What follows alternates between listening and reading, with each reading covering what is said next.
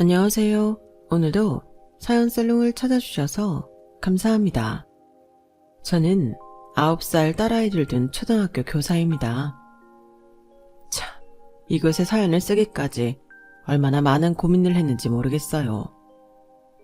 제 속사정을 알고 있는 주변 지인들은 아마도 제가 이런 곳에 사연을 쓸까 고민을 했다는 사실을 상상도 못했을 것 같아요. 그만큼 남편과 시댁에 관련해서 표면적으로는 트러블이 별로 없었거든요. 남편에게는 형제가 위로 4살 많은 형 한 분밖에 없어서 남들이 흔히 겪는 시누이 문제도 없었고, 시부모님께서도 저를 워낙 딸처럼 예뻐하고 잘해주셨기 때문이었어요. 딱히 대단하게 잘해드리는 것도 없고 적당히 할 도리만 지켜서 하는데도 시부모님께서 저를 예뻐하신 데는 나름의 배경이 또 있는데요. 아주버님께서는 저희와 반년 정도 차이를 두고 먼저 결혼을 하셨어요. 꽤 오랜 시간 연애하고 결혼해서 평탄했던 저희와는 달리 아주버님과 형님은 시작부터 삐그덕댔어요.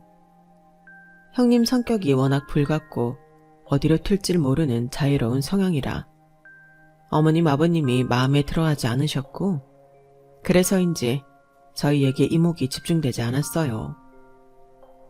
시부모님께서 마냥 편하게 해주시는 분들은 아니었고, 연애할 때 시부모님께서 까탈스러운 면이 있다는 걸 알고 결혼을 조금 고민한 적도 있었지만, 막상 결혼을 하고 나니 저에게 한없이 상냥하게 대해주셔서 그게 조금 의문이었거든요. 그게 형님 덕분이었다는 사실은 조금 뒤늦게 알게 됐어요. 두 분께서 연애 시절부터 꽤 불같은 연애를 했다는 건 알고 있었지만 가까이서 지켜보니 꽤나 심각하더라고요. TV 프로그램에 나오는 자주 싸우고 헤어졌다가 다시 만나고 하는 커플들 보신 적 있으시죠?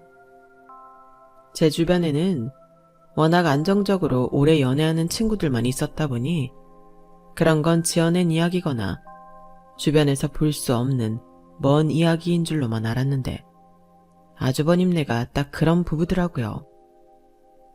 사실 말로만 들을 때는 그렇게 심각한 줄 몰랐어요. 하지만 어느 명절에 식구들이 다 같이 모인 자리에서 대판 싸움이 난 적이 있었어요. 사연은 아주버님께서 형님과 시부모님을 먼저 내려주고 주차를 하는 과정에서 착석이 조금 늦어주셨는데, 그 바람에 형님 혼자 딸 밥을 먹이고 케어했다는 게 이유였어요. 안 그래도 편치 않은 시댁 식구들 사이에서 애 밥도 먹이고 본인 식사도 챙긴다는 게 생각보다 얼마나 정신없는 일인지는 저도 잘 알았지만, 늦게 오고 싶어서 온 것도 아닌데다 늦어진 만큼 다른 식구들 식사 속도에 맞춘다고 빠르게 식사하신 걸 뭐라고 하니 저도 조금 과하다는 생각이 들더라고요. 하지만 선천적으로 분노 조절이 잘 안 되시는 건지 누가 말릴 틈도 없이 싸움은 커졌고, 저는 깜짝 놀라오는 시조카를 제 딸과 함께 데리고 나가 자리를 잠깐 피해 있는 수밖에 없었어요. 한번 그 모습을 관람하고 나니 시부모님께서 왜 그렇게 형님을 싫어라 하는지 알겠더라고요. 충분히 납득할 만한 이유로 싸웠다고 해도 그런 거친 방식으로 어른들 앞에서 싸운다는 건 몰상식한 짓이었어요. 그런데 심지어 훤한 이유가 납득도 안 갈 정도로 사소한 일이다 보니 제가 시부모님이라도 제 자식이 저런 사람과 결혼했다면 너무 싫을 것 같더라고요. 그래서 시부모님의 심정이 100번 이해가 갔어요. 아주버님도 늘 안쓰럽다는 마음뿐이었고요. 시댁은 가족 분위기가 워낙 좋고 끈끈했기 때문에 형님만 좋은 분이 들어왔어도 참 좋았겠다는 생각이 늘 들었죠. 그러다 시조카가 6살쯤 되었을 때 돌연 아주버님의 이혼 소식이 들려왔어요. 이혼이요? 나도 아이 때문에 어떻게든 버텨보려고 했는데 도저히 안 되겠더라고. 지금까지 버텨온 것만 해도 스스로가 대단하다고 느껴질 정도니까. 네, 걱정이 많으시겠어요. 일단은 홀가분해. 다행히 아이를 맡아 키우겠다는 욕심은 크게 없어서 아이는 내가 키우게 됐는데 혼자서 잘 키울 수 있을지 그게 걱정이야. 가끔 곤란한 일이 생기시면 맡아드릴게요. 저희 딸이랑도 워낙 둘이 잘 노니까 둘이 놀라고 하면 되죠. 그래주면 나야 고맙지. 평소에는 부모님한테 맡기라고 해. 참, 다들 반대할 때 결혼하지 않았어야 하는데 내 욕심대로 했다가 일이 이렇게 되네. 정말 다들 미안해. 아주버님은 저희에게 정말 진심이 느껴지는 사과를 하셨어요. 이혼이 아주버님의 뜻대로 되는 것도 아니고 그렇게 힘든 결혼 생활을 이어가느니 차라리 하루라도 빨리 이별해서 각자의 삶을 찾아가는 게 맞아 보였어요. 저희한테 미안해할 건 없다고 생각했죠. 하지만 확실히 이혼을 하고 나니 아이에게 엄마의 빈자리를 어떻게 채워줘야 할지 잘 모르시더군요. 평소에는 시부모님이 많이 돌봐주셨지만 가끔 학부모 모임 등에 가야 할 때마다 저한테 이상한 부탁을 하셨어요. 재수씨, 이번에 우리 윤정이네 유치원 학예 발표가 있는데 혹시 재수씨가 나랑 좀 같이 가줄 수 있어? 아무리 애기들 앞이라지만 거기 어른들도 많이 오니까 우리 애가 이혼 가정애라는 걸 별로 알리고 싶지 않아서. 저도 딸 있는 부모다 보니 충분히 무슨 마음인지 이해가 갔고 그래서 흔쾌히 허락을 했어요. 시조카가 엄마의 빈자리를 느끼지 않게끔 온 가족이 북적거리면서 가면 좀 낫지 않을까 싶은 마음이 들었어요. 그 부탁을 처음 들었을 때만 해도 당연히 남편도 함께 와달라는 뜻인 줄 알았거든요.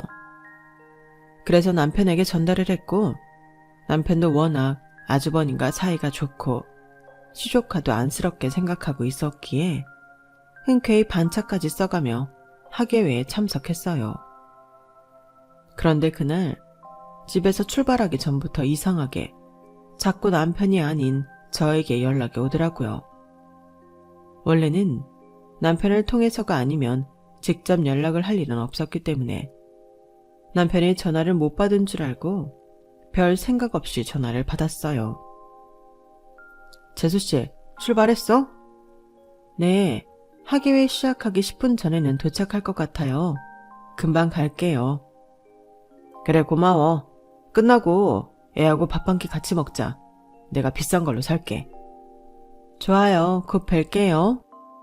그렇게 시조카의 유치원 앞에 다 와서 아주버님을 만났는데 제 뒤에 따라오는 남편을 보고 갑자기 얼굴이 굳어지더군요. 그러더니 돌연한다는 말이 너는 왜 왔어? 하는 거예요. 너 왜 왔냐니? 형이 학예에 와달라고 했다며? 너 말고 재수씨 보고 와달라고 했지. 너 보고 와달라고 한 건 아니었는데? 그게 무슨 소리야, 형 일인데. 내가 안 가고 이 사람만 오라니. 얘기 못 들었어? 우리 윤정이 엄마 없는 거 티내기 싫어서 재수씨한테 부탁한 건데 네가 와버리면 어떡해. 아니 형, 그게 무슨 소리야. 그럼 지금 이 사람을 형 부인인 척, 윤정이네 엄마인 척 하라고 와달라는 부탁을 했다는 거야? 여보, 당신은 알고 있었어? 아니, 나도 몰랐는데. 엄마가 안 계시니 가족들이 북적거리게 와달라고 하신 줄 알았는데. 다들 생각이 있는 거야 없는 거야. 그럴 거면 내가 왜 굳이 재수씨한테 부탁을 했겠어? 내가 이런 부탁할 사람이 재수씨밖에 더 있냐? 아니 형, 이건 너무 뻔뻔한 거 아니야? 왜 형이 화를 내? 아무리 그래도 내 와이프를 형 부인인 척 하라고 불렀다고? 이건 내가 화내야 할 일 아냐? 나도 오죽했으면 이랬겠냐. 왜 내 마음은 아무도 몰라주는 건데? 아니, 그렇게까지 해서 뭐 어쩌겠다는 건데. 이 사람이 평생 형 부인인 척 따라다닐 수도 없는 노릇이고 이혼한 가정인 건 어떻게든 밝혀질 텐데 그게 숨긴다고 숨겨지는 문제야? 그럴 거면 차라리 재혼을 해. 그래, 나도 마음 같아서는 당장 재혼해버리고 싶지. 근데 어디 그게 사람 마음대로 되냐고. 그럼 내가 재혼할 때까지 재수씨 좀 빌려주든가. 내가 나조차고 이래? 애한테 상처 주기 싫어서 그러는 거잖아. 이혼 가정애가 편견에 얼마나 시달리는지 알잖아. 뭐 이런 경우가 다 있어. 어쨌든 나는 이 사람 혼자 못 보내. 엄연히 내 아내인데 형이 그런 의도인 거 뻔히 알면서 어떻게 보내라는 거야. 애가 쓸쓸해할까봐 그런 거면 우리 둘 다 갈게. 근데 윤정이 엄마인 척 하게 할 거면 절대 못 보내. 말 같은 소리래. 그렇게 유치원 앞에서 대판 싸운 뒤 아주버님은 결국 혼자 들어가는 것보다는 낫다고 판단을 하셨는지 마지못해 남편까지 참관하는 걸로 결정을 내리셨어요. 저도 정말 그 상황이 믿기지 않아서 얼떨떨하고 황당하더라고요. 사전에 그런 의도로 하는 부탁이라고 미리 들었어도 어이가 없을 마당에 그런 말은 한마디도 없다가 이런 식으로 다 와서 의도를 밝히는 것도 그렇고 그날 이후로는 여러모로 좀 묘하게 경계가 되더라고요. 그날은 남편이 앞에서 강하게 불쾌감을 드러내기도 했고 싸움 직전까지 갈 뻔한 걸 시조카 하나만 생각해서 어영부영 화해하듯 넘어갔어요. 그런데 시간이 좀 지난 뒤에는 아주버님께서 따로 사과 연락을 주시더라고요. 그때는 내가 너무 미성숙하게 부탁을 했지? 미안해. 윤정이를 힘들게 하고 싶지 않아서 나도 모르게 이기적인 부탁을 했던 것 같아. 형준이나 재수씨 입장은 전혀 고려도 하지 않았네. 다시는 그런 부탁하지 않을 거야. 그러니까 어색하게 지내지 말자. 네, 아주버님도 처음이니까 실수하실 수 있다고 생각해요. 이혼도 처음이시고 갑자기 이런 상황이 올 거라고 생각도 못 하셨을 테니까요. 사람이 너무 당황하면 그럴 수도 있죠. 저희는 괜찮아요. 그래, 나도 이 일로 재수씨랑 형준이랑 안 좋게 지내고 싶지 않아. 그땐 그게 정말 사소한 부탁이라고 생각을 했는데 다시 생각해보니까 아니더라고. 재수씨를 곤란하게 하는 건 물론이고 형준이한테도 너무 신뢰되는 행동이고 그래도 그렇게 이해해줘서 고마워. 네, 아주버님도 어머님 아버님이 아무리 도와주신다고 해도 버거우실 때가 있을 텐데 그럴 때는 도움 요청하세요. 저희도 힘 닿는 데까진 도와드릴게요. 그래, 그래도 이렇게 교사 출신인 재수씨도 있고 든든하네. 고마워. 그날 일로 한번 제대로 삐걱거릴 뻔한 관계는 아주버님의 빠르고 진정성 느껴지는 사과로 인해 잘 마무리가 됐어요.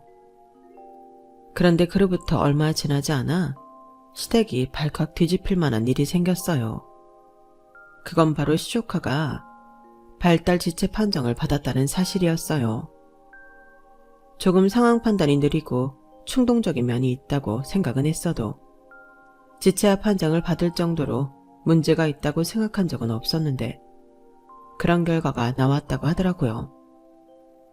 가족들은 미처 상상도 못했던 부분이라 정말 당황스러웠고 아주버님께서도 아주 힘들어하셨어요. 하필이면 아이가 바로 다음 해에 초등학교 입학을 앞두고 있는 상황이라 참 고민이 많으셨죠. 그래도 제가 교육학을 전공해서 소소한 도움은 많이 드렸던 것 같아요. 사실 저는 초등교육부터는 특수교육을 제대로 받는 걸 추천드렸는데 아주버님께서는 본인 욕심인지는 몰라도 적어도 초등학교까지만은 일반 아이들과 함께 어울리며 교육시키고 싶다고 하시더라고요. 같은 자식둔 부모로서 그 마음 충분히 이해가 갔지만 종종 못된 아이들이 장애 아동 친구들을 괴롭히는 모습을 봐온 저로서는 마음이 편치만은 않았죠. 어쨌든 아주버님은 시조카를 일반 초등학교에 진학시키기로 결정하셨어요. 그때만 해도 시조카의 초등학교 입학은 조금 먼 이야기였기에 그렇게 크게 와닿지는 않았어요. 그런데 시조카가 유치원 졸업을 앞두고 있을 때쯤 아주버님께서 갑자기 저희 집 옆 동네로 이사를 오시더라고요. 여보, 아주버님 왜 이렇게 우리랑 가까운 곳으로 이사 오신 거래? 당신이 오라고 했어? 아니, 내가 그런 소리를 뭐하러 해. 그냥 여기가 부모님 집이랑도 가깝고 우리랑도 자주 볼 수 있을 것 같아서 왔다는데? 시댁과 가까워지는 거야 시부모님께서 시조카를 봐주고 있으니 이해는 갔지만 우리랑 더 자주 볼 수 있을 것 같아서라는 이유가 내심 마음에 가시처럼 걸리더라고요. 아주버님과 관계가 좋은 편인 건 맞지만 굳이 옆 동네로 이사까지 와서 교류할 정도는 아니라고 생각했거든요. 하지만 제 걱정과는 다르게 아주버님이 처음 이사를 오신 1년 동안은 전과 크게 달라질 건 없었어요. 이사를 왔다고 만나는 빈도수가 딱히 더 많아지지는 않았거든요. 원래도 아주버님이 이혼하신 후에 다른 가족에 비하면 시댁과 교류가 잦은 편이어서 여기서 더 교류가 많아지는 건 원치 않았던 저에게는 다행인 일이었죠. 아주버님이 아이 교육 문제로 많이 조언을 구하시긴 했지만 그 정도 도움은 얼마든지 드릴 수 있어서 괜찮았어요. 시조카가 유치원을 졸업하고 바로 초등학교에 보낼 줄 알았던 아주버님은 의외로 아이를 홈스쿨링을 시킬 생각을 하시더라고요. 홈스쿨링이 흔하지는 않다 보니 제 인맥을 총동원해서 특수교육 전공자인 대학 동기를 소개시켜줬어요. 다행히 그 친구가 조카랑 합이 잘 맞았는지 만족도가 높으시더라고요. 재수씨, 정말 고마워. 소개시켜준 선생님 정말 괜찮으시더라. 나 혼자 알아봤으면 이렇게 좋은 분 못 찾았을 텐데 재수씨한테 신세를 많이 져서 어떡하지? 신세는요, 가족끼리 도와드릴 수 있는 건 도와드려야죠. 아주버님께선 눈물까지 글썽이며 고마워하셨고 그 모습을 보니 나름대로 뿌듯하더라고요. 그렇게 시조카는 2년 정도 홈스쿨링을 했어요. 저희 딸이 유치원을 졸업할 때까지요. 아유, 우리 소라도 드디어 유치원을 졸업하네. 세월이 얼마나 빠른지 몰라. 소라야, 졸업 축하한다. 애 유치원 졸업식까지 다 와주시고 감사해요, 아주버님. 아유, 누구 따님인데 당연히 와야지. 아주버님께서 굳이 소라 유치원 졸업식까지 참석을 하시겠다고 오셔서 얼떨결에 시댁 식구들이 전부 모이게 됐어요. 오랜만에 본 시조카는 어릴 때 전혀 티가 안 났던 것과는 달리 말투나 행동 등에서 조금씩 발달 지체아이의 모습을 보이더라고요. 그 모습을 보니 같은 자식 가진 부모로서 마음이 찡했어요. 안타까운 마음에 한참 시조카에게서 눈을 못 떼고 있는데 갑자기 아주버님이 그러시더군요. 우리 윤정이도 이제 많이 컸지? 네, 정말 시간이 빠르네요. 완전 아기였는데. 안 그래도 내년에는 윤정이를 정말 학교에 보낼까 생각 중이거든. 이제 몸도 제법 컸고 집에서만 교육을 시키니 애가 슬슬 외로워하는 것 같아서. 아무래도 그렇죠. 그럼 어느 학교로 생각 중이세요? 2년 동안 집중적으로 특수교육을 받았고 만족도로 높았으니 저는 당연히 특수교육 학교로 생각을 바꾸셨을 줄 알았어요.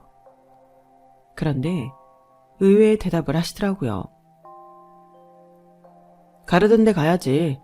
재수씨가 근무하고 있는 땡땡 초등학교로. 네? 저희 학교로요?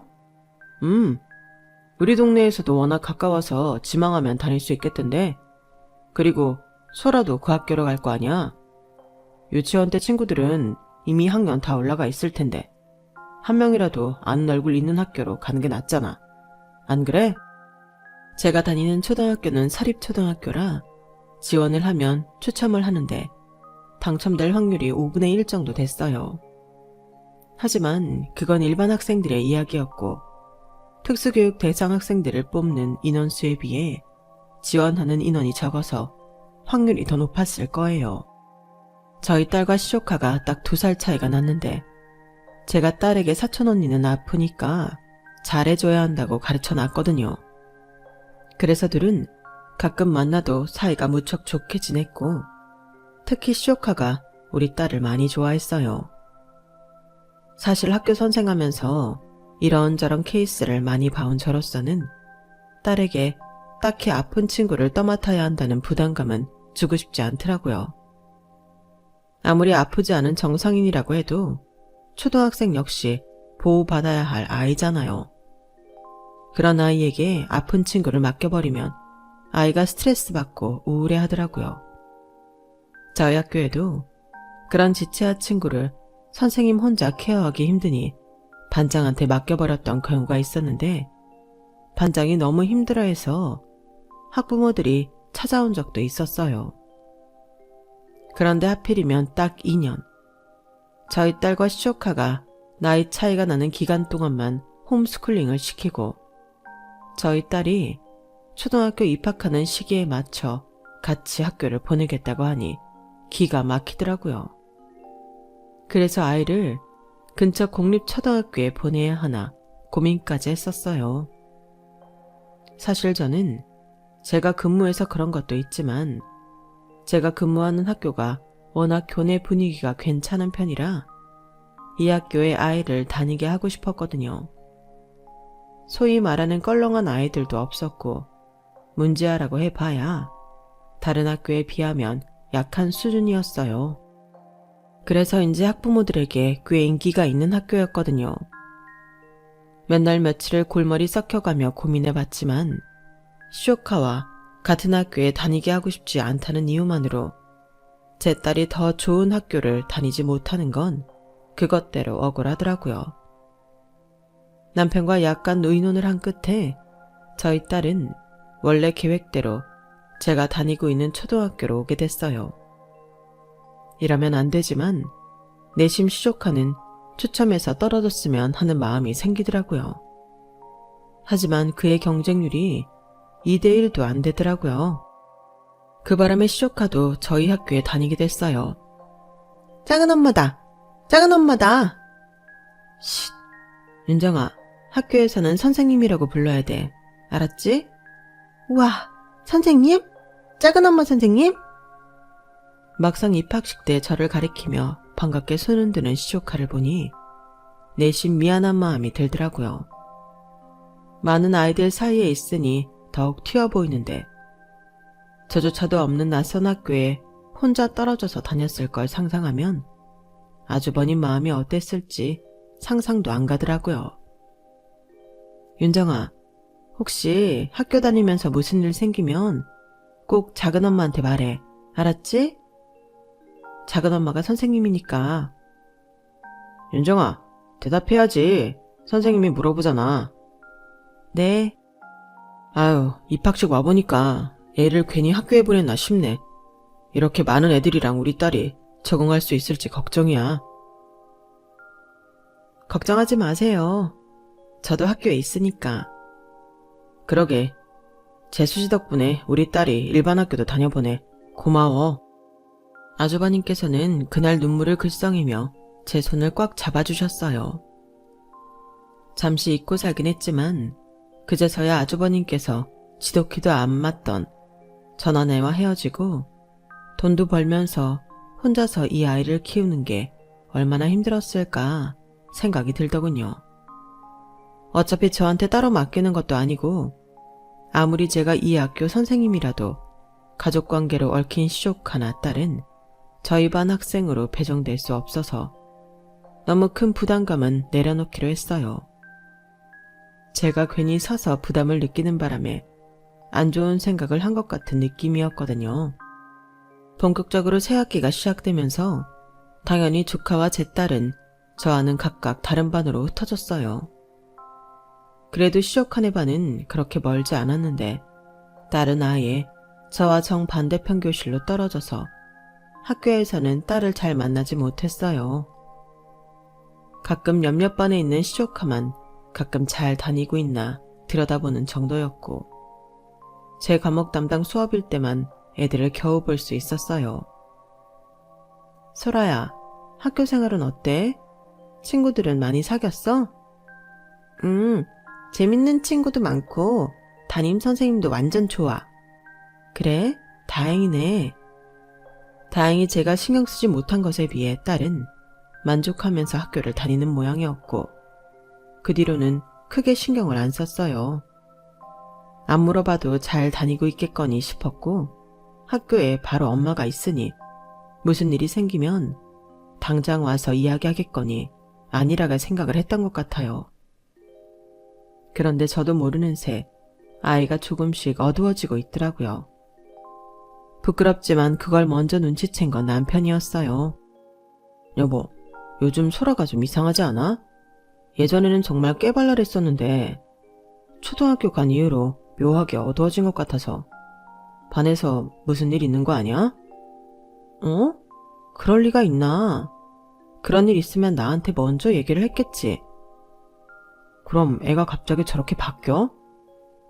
그전까지는 저도 워낙에 정신이 없어서 눈치를 못 챘는데 남편 말을 듣고 나서 자세히 관찰해보니 살짝 안색도 낮아지고 늘 얼굴에 떠있던 즐거운 기색도 온데간데 없더군요. 아이가 좀 차분해졌다고만 생각했는데 나름대로 교육학까지 전공한 사람이 아이에게 나타난 미세한 변화를 먼저 눈치채지 못했다는 게 부끄러웠어요. 당신 말이 맞는 것 같네. 내가 소라랑 이야기를 해볼게. 제일 먼저 소라네 담임선생님께 물어봤지만 대답은 시원찮았어요. 저랑은 하필 또 그렇게 친분이 없던 선생님이라 그런지 쉽게 뭘 얘기해 주려고 하지도 않으시더라고요. 결국엔 딸한테 직접 묻는 것밖에 방법이 없었어요.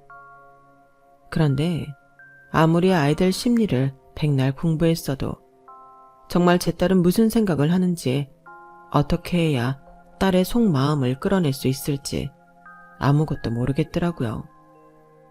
그나마 다행이었던 건 어릴 때부터 감정 표현을 잘 하게끔 교육을 시켜놨다는 거였어요. 몇 번 물어보니 걱정했던 것에 비해서는 쉽게 속 얘기를 털어놓더라고요. 사실은 큰아빠가 자꾸 윤정 언니 챙겨주라고 하셔서 반에 친구가 많이 없어졌어. 뭐라고? 그게 무슨 소리야?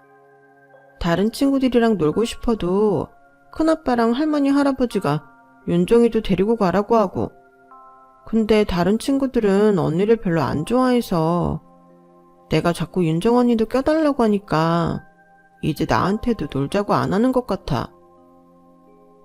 우려했던 일이긴 했지만 막상 현실로 닥쳐오니 정말 경악스럽더라고요. 게다가 아주버님께서 저한테는 의외로 전혀 푸시를 안 하셨거든요.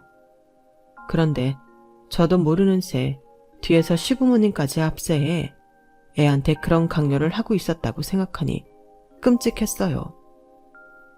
저희 딸이 느끼고 있었을 부담감이 정말 컸겠다 싶었어요.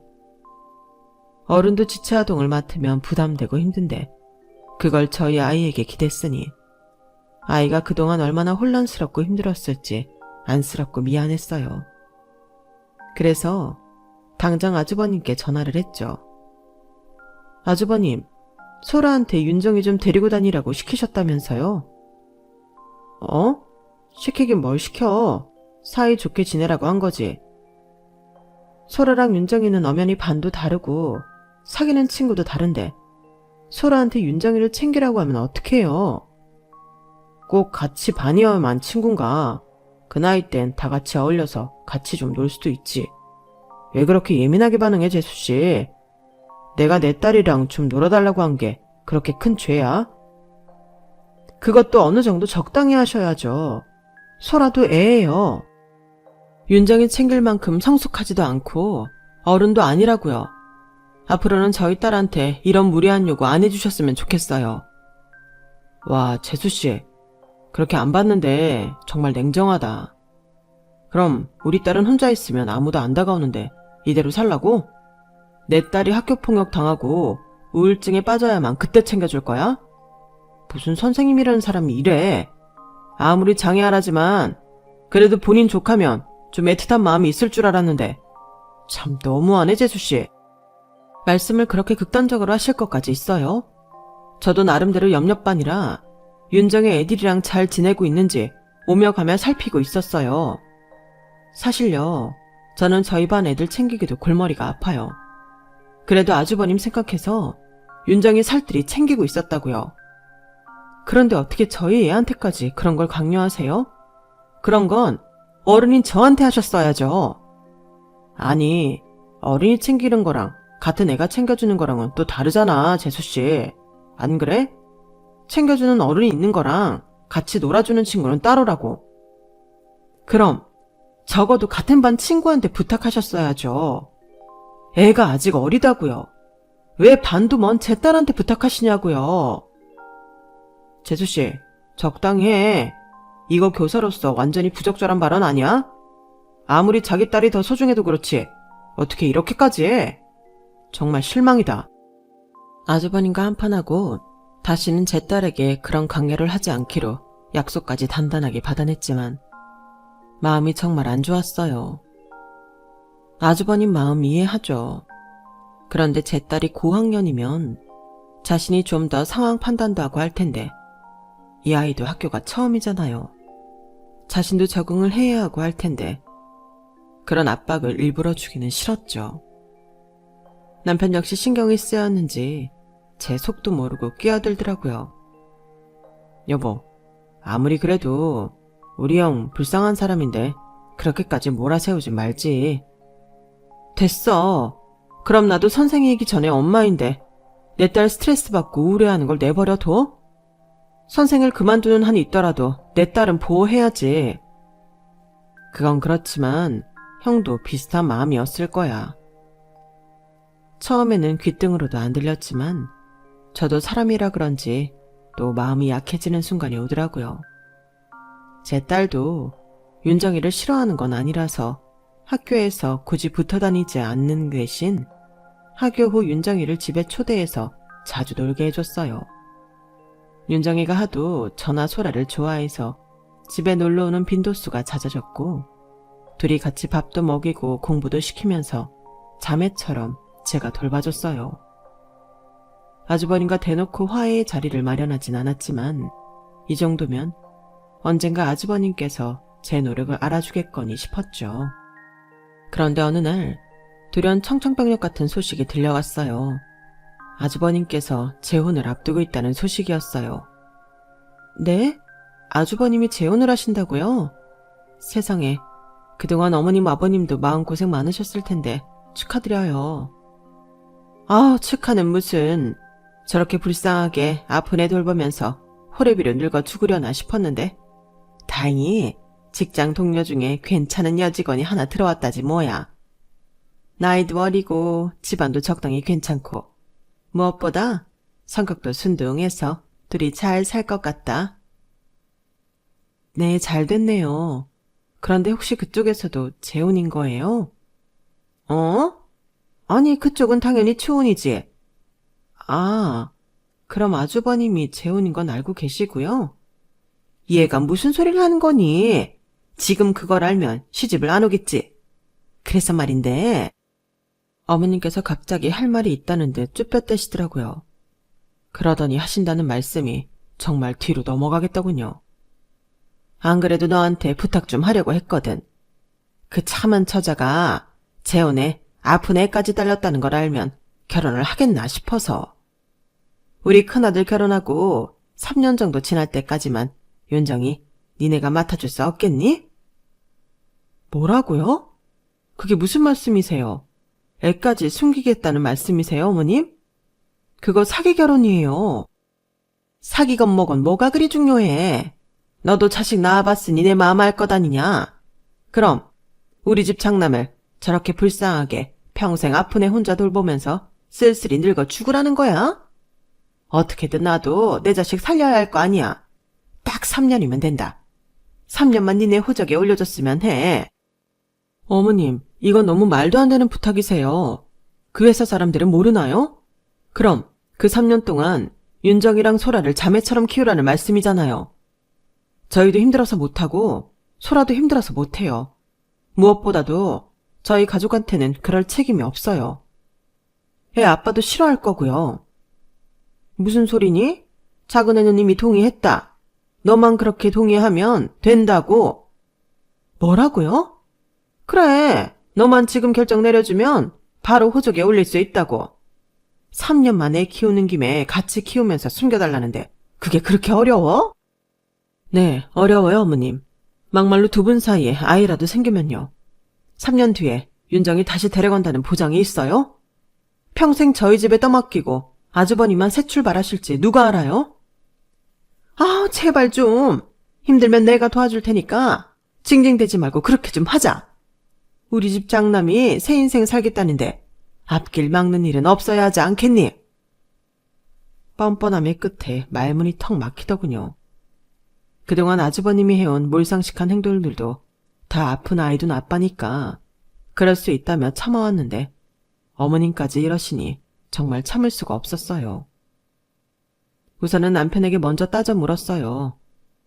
남편이 이 멍청한 제안에 동의했다는 사실이 너무 배신감 들고 충격이었거든요.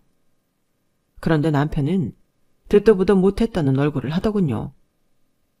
무슨 소리야? 윤정이를 우리 호적에 올린다고? 그게 무슨 말 같지도 않은. 남편의 반응을 보아하니 어머님께서 저를 먼저 동의를 구한 후 남편을 설득하는 게 빠르다고 판단하셨던 모양이었어요. 남편이 정말 동의를 했다면 남편과의 관계까지 다시 생각해 볼 뻔했는데 그건 아니라서 다행이었죠. 그런데 그 다음부터 정말로 전쟁 아닌 전쟁이 시작됐어요. 윤쟁이가 저희 집에 자주 놀러오는 걸 빌미로 아주버님과 어머님, 아버님께서 윤정이를 저희 집에 방치하기 시작했거든요. 매번 전화해서 이제 데리고 가시라고 해도 나중에는 급기야 제 전화까지 안 받더라고요. 남편도 남편대로 당황스러우니 시댁 식구들과 싸우기 시작했지만 시댁에서는 콧방귀도 안 꼈어요. 그리고는 몰상식한 행동을 서슴지 않더군요. 그중 가장 기억에 남는 건 퇴근하고 돌아오니 집 앞에 큰 택배 박스가 여러 개 쌓여 있더라고요. 뜯어보니 윤정이가 입던 옷들과 책 등등 아이가 쓰던 물건들이었어요. 화가 나서 시댁에 전화하니 아주버님이 무사히 결혼을 하려면 집에 애가 있는 흔적을 남기면 안 된다는 말씀만 하셨고 아주버님 댁에 있던 애 물건들을 싹 다 저희 집에 배송시켜 놨더군요. 결혼만 하면 나중에 꼭 보답할 테니까 협조 좀 해라. 상대를 속이고 아들을 결혼시키려는 것부터가 제정신이 아닌 발상인데 갈수록 비상식적인 일들을 하시니 저도 정말 머리 끝까지 화가 나더군요. 딸 키우는 입장으로서 누군지는 몰라도 어느 집 귀한 딸을 이런 끔찍한 집안에 시집오게 내버려둘 수는 없겠더라고요. 그동안 아주버님과 윤정이가 불쌍하다고만 생각해서 나름대로 최선을 다해 잘해줬는데 그 마음이 온통 짓밟힌 느낌이었어요. 그래서 여러 사람 살릴 겸 제대로 된 복수를 시작해야겠다고 생각이 들었죠. 어머님, 생각해보니 어머님 말씀이 맞는 것 같아요. 아주버님 그동안 힘들게 결혼 생활하셨는데 이제 좋은 배우자 만나셔야죠. 어머님 말씀대로 할게요. 어머나 정말이니? 그래, 너도 자식 가진 부모니까 내 마음은 금방 이해할 거라고는 생각했다. 그런데요, 아주버님 만나신다는 여자분은 정말로 괜찮은 분 맞으세요? 전에 형님이 워낙 드셌다 보니 걱정이 돼서 같은 여자로서 한번 만나보고 싶은데. 그래? 하긴 네가 선생이니 심리학도 공부했을 거고 사람 보는 눈이 좀 있기는 하겠다. 안 그래도 상견례 날짜가 잡혔거든. 우리끼리만 가려고 했는데 그때 너네도 올래? 어머 그럼요. 당연히 가야죠. 그래. 애들은 어디 맡기고 둘이 와서 한번 인상이나 어떤지 봐봐. 우리는 일단 엄청 마음에 들거든. 근데 니네가 보는 건 또 다를 수도 있으니까. 나는 천의 개처럼 드세거나 여우 같은 애는 딱 칠색이다. 그런지 아닌지만 좀 봐줘. 네, 그럴게요, 어머님. 생각보다 아주버님의 새 출발은 속전속결로 진행되었는지 제가 어머님께 화해를 신청한 날로부터 2주 뒤가 상견례 날짜더라고요. 그동안 저는 복수에 필요한 것들을 준비했어요. 우선은 저희 집 가족관계 증명서를 뗐고 윤정이의 입학 때문에 아주버님과 주고받은 메신저 문자 내용과 전화 녹음본도 모아뒀어요. 무엇보다 결정적인 건 어머님과의 통화 내역이었죠. 아주버님의 새 출발을 위해 아이를 맡아달라는 내용이 담겨 있었거든요. 그렇게 상견례 날이 다가왔어요. 아이들은 두고 와달라던 어머님의 말씀과는 달리 저는 두 아이를 모두 예쁘게 꾸미고 데려갔어요. 아니나 다를까 아주버님과 시부모님이 당황한 얼굴을 하더라고요. 그래서 아무 말 없이 싱긋 웃어드렸어요. 상견례 자리가 시작됐고 양가 측의 훈훈한 이야기가 오가는 중에 이야기가 길어지니 윤정이가 슬슬 지루하고 불편한 기색을 드러내기 시작했어요. 윤정아, 왜? 화장실 가고 싶어. 그래? 그럼 아빠한테 데리고 가달라고 할까? 네, 아빠! 윤정이가 아주버님한테 쪼르르 달려가 안기더군요. 그 모습을 본 상대편 가족에 순간 찬물을 끼얹은 듯 냉기가 돌았어요. 아빠? 어머, 보시다시피 우리 손녀가 지체장애가 좀 있어서요. 가끔 우리 큰아들더러 아빠라고 할 때가 있네요. 아, 저희가 오해를 했네요. 죄송합니다. 요새 하도 이상한 집이 많아서. 불안한 눈빛으로 아주버님과 아이를 번갈아 보는 여자 쪽 부모님을 보니 마음이 아프더라고요. 제가 딸 가진 부모라 그런지는 몰라도 더 이입이 되더라고요. 그래서 바로 끼어들었어요. 진짜 이상한 집 많죠. 조심하셔야 해요. 본인 인생 새로 살자고 자기 자식 모르는 척하는 부모도 세상에는 있으니까요. 네? 그게 무슨 말씀이세요? 보시면 모르겠어요. 딸은 원래 아빠 닮는다는데 아주 쏙 빼다 닮았잖아요. 그럼 지금 이 아이가 이 사람 딸이라는 거예요? 표정 보니까 정말 모르셨나 보네. 어느 정도 눈치는 채고 감수하시는 건 줄 알았는데 아예 모르셨나 봐요. 능청스럽게 연기를 하니 사색이 된 시부모님과 아주버님이 저를 향해 무서운 표정을 지으셨어요. 재수씨, 지금 뭐 하는 거야? 너는 왜 대낮부터 헛소리니? 네 딸이잖아. 어? 사돈어른 오해하시게 지금 뭐 하는 짓이야? 오해인지 아닌지 판단은 저분들이 하셔야죠. 윤정아, 내가 누구야? 작은 엄마. 그치, 엄마 아니고 작은 엄마지? 봤죠? 이래도 증거가 더 필요하세요? 윤정이 우리 호적에 올리라고 하셨던 통화 내용 다 녹음되어 있는데 여기서 한번 까봐요? 제가 핸드폰을 켜서 녹음된 통화 내용을 틀자 시어머니가 소스라치게 놀라며 제 핸드폰을 막았어요. 됐다, 그래. 협조하는 척하더니 자, 이 아가 빠진 년. 내가 어떻게 이렇게 우리 뒤통수를 쳐? 여자 잘못 만나 불쌍해진 내 아들놈 팔자 좀 고쳐보자 했더니 그 꼴을 못 보고 이렇게 방해를 해? 우리가 너한테 뭘 그리 잘못했다고? 저한테 잘못하신 게 아니라요. 잘못하실 뻔하신 거죠. 애한테도 못하질 하실 뻔한 거고요. 뭐야? 굳이 이런 식으로 여러 사람 인생 망치지 않아도 아주버님이 행복해질 방법은 많잖아요. 아주버님 하나 행복해지자고 몇 명을 불행하게 하실 셈이세요? 그렇게 하면 아주버님이 행복해질 수 있을 것 같으세요? 시어머님께서는 뒷목을 잡고 쓰러지셨고 상대쪽 부모님께서는 화가 나셔서 벌떡 일어나셨어요. 아니, 지금 초혼이 아니라는 것만 해도 기가 막힌데 아픈 딸을 버리고 우리 딸이랑 아무 일도 없었던 척 결혼하려 했다는 거야? 뭐 이런 인간이 다 있어. 자, 장인어른 잠시만요. 제가 다 설명할게요. 설명은 무슨 설명? 아무 말도 듣기 싫으니 우리 가족 앞에 꼴도 보이지 말게. 인격적으로 대해주는 건 지금이 마지막이야. 다시 우리 눈에 띄면 자네는 정말로 죽을 줄 알아. 알겠나? 예비장인께서 불같이 화를 내시고는 예비 장모와 딸을 데리고 나가버리셨어요. 그러게, 왜 그렇게 무리한 요구를 해? 처음부터 속이지 않고도 형을 선택해줄 사람을 만나. 싸해진 분위기 속에서 남편은 혹여나 저에게 불똥이 튈까봐 아주버님께 한마디 하고는 저를 황급히 데리고 나왔죠. 집에 도착한 뒤 뒤늦게 정신을 차린 시어머니께서 제게 전화로 폭언을 쏟아부었지만 남편이 중간에서 잘 막아줬어요. 당분간은 시댁에 얼씬도 하지 말라는 말에 오히려 좋더군요. 그동안 제게 좋게 대해주셨기에 그런 분들일 줄은 꿈에도 상상 못했는데 본인 자식 인생이 걸리니 어쩜 저렇게 양심이 없으신지 정말 놀라울 지경이더라고요.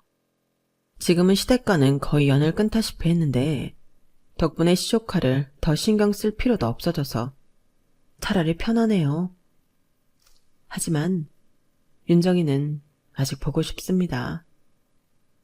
아이는 잘못이 없지만 괜히 교류했다가 시댁과 다시 엮이기는 싫어요. 그로부터 한참 뒤 여자 쪽 가족에서 어떻게 알고는 따로 연락이 왔어요. 딸 인생을 구해줬다면서 사례금 300만 원까지 안겨주시더군요. 집안이 여유가 있는 집이라더니 정말이 모양이었어요. 그러려고 한 일이 아니라서 한사코 거부했지만 그래도 딸 인생을 구해준 값이라 하면서 싸게 친 거라며 기어이 돈을 보내주시더군요. 처음에는 얼떨떨했지만 그냥 기분 좋게 받기로 생각하고 남편과 딸과 함께 갈 가족 여행을 예약했네요. 하긴 저만 해도 제 딸 인생에 골로 갈 뻔한 걸 구해줬다면 300만 원이 아까웠을까 싶더라고요. 내일 가족 여행을 가면 시댁과 함께 갔기에 저희 가족끼리는 가는 여행은 처음이라 설레래요. 애초에 시부모님께서 과한 욕심만 안 부리셨다면 이런 일도 생기지 않았을 텐데 늘 자식이 얽히면 과한 욕심을 부리는 부모 때문에 평화로웠던 가정마저 깨지는 것 같아요. 저도 제 딸 열심히 똑바로 잘 키워보겠습니다. 좋은 심성을 가진 아이로요. 제 이야기는 여기까지예요. 들어주셔서 고맙습니다. 항상 건강하시고 행복하세요. 여러분, 사연 댓글에 응원과 현명한 조언 부탁드려요. 좋아요와 구독은 저에게 큰 힘이 됩니다. 오늘도 좋은 일 가득하세요.